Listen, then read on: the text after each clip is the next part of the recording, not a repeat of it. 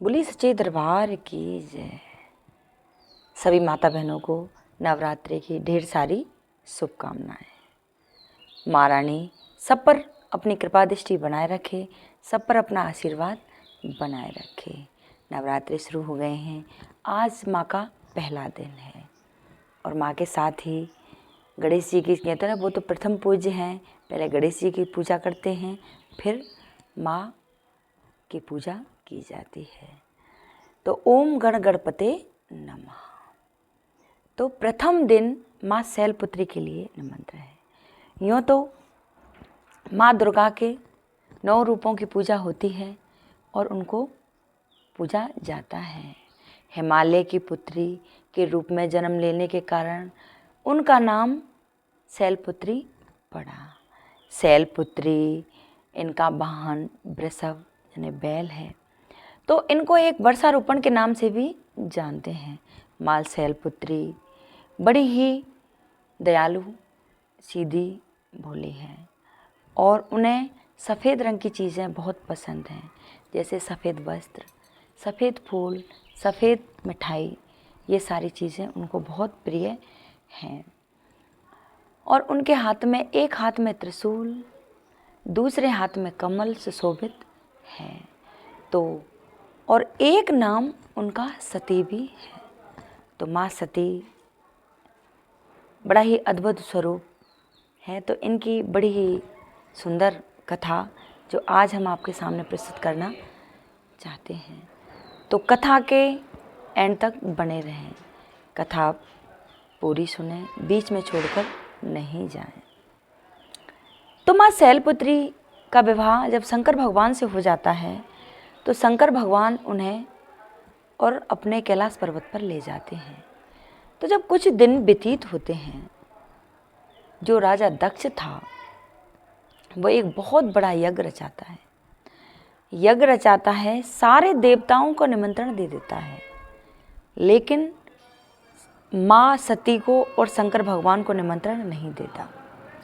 जब इनको निमंत्रण नहीं देते, जब सती को पता चलता है कि मेरे पिता बहुत बड़ा यज्ञ रचा रहे हैं, तो वो भोलेनाथ से आग्रह करती हैं, अनुग्रह करती हैं, हे प्रभु, और मेरे पिता के यहाँ बहुत बड़ा यज्ञ हो रहा है और क्यों ना मैं चली जाऊँ और आप भी चलो। तो शंकर भगवान कहते हैं कि सती, उन्होंने सबको बुलाया है लेकिन हमें निमंत्रण नहीं दिया, हम नहीं जाते। तो सती कहती हैं कि मायके में तो बिना बुलावे चले जाना चाहिए।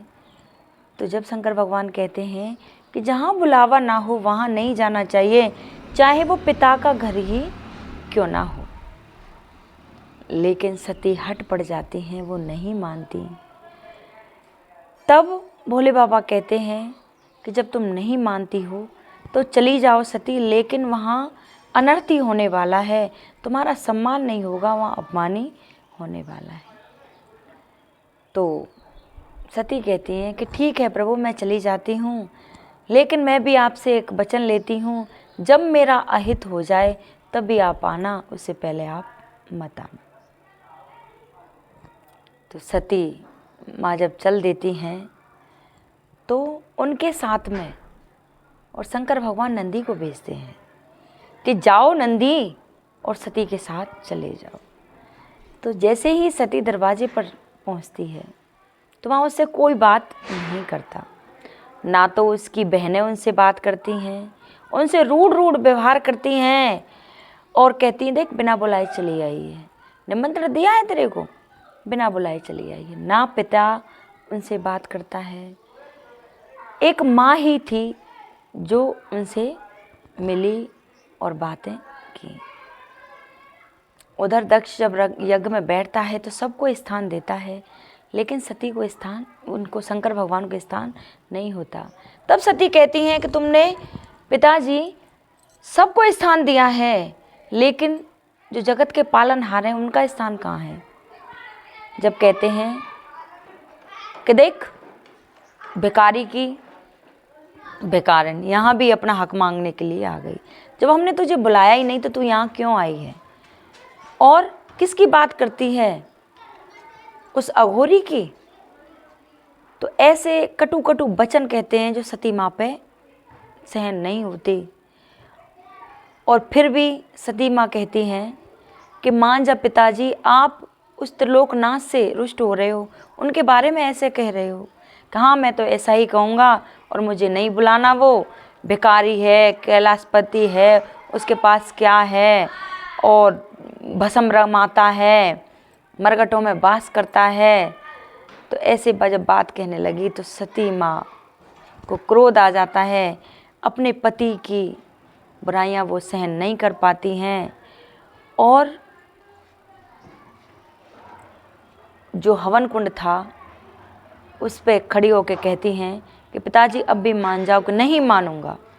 और उसी हवन कुंड में अपने प्राणों की आहुति दे देती हैं। जब प्राणों की आहुति दे देती हैं, जब माँ सती जलती हैं, तब क्रोध से कहते हैं कि जैसा मैंने किया, हट पड़ गई, बिना बुलाए और अपने मायके चली आई, ऐसा कोई भी ना करे और नहीं तो यही परिणाम सबका होगा।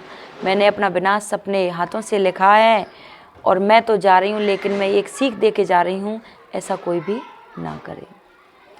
तो जब सब सारी बातें हो जाती हैं, उधर शंकर भगवान को पता चलता है कि सती अग्नि में प्रवेश कर गई। शंकर भगवान आते हैं, अपनी जटा से एक जटा निकालते हैं और उसे ज़मीन में मार दे। वीरभद्र पैदा होता है और वीरभद्र आता है, सारे यज्ञ का सर्वनाश कर देता है और दक्ष प्रजापति का सिर धड़ से अलग कर देता है।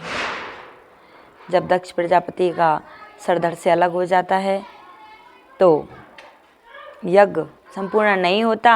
यज्ञ संपूर्ण नहीं होता तो कुछ नहीं है और वहीं की वहीं हो जाता है। कहते हैं ना, अपना विनाश कोई भी ना करे। जैसे माता सती के साथ हुआ, ऐसा किसी के साथ ना हो। और सभी पर माँ जगदम्बे अपनी कृपा दृष्टि बनाए रखें, सभी के मनोरथ पूर्ण करे, सभी के बिगड़े काज संभालें। अगर ये मेरी कथा किसी को अच्छी लगी हो तो कृपया लाइक सब्सक्राइब करें, कमेंट में लिख के जय माता दी जरूर कहें। बोल सच्चे दरबार की।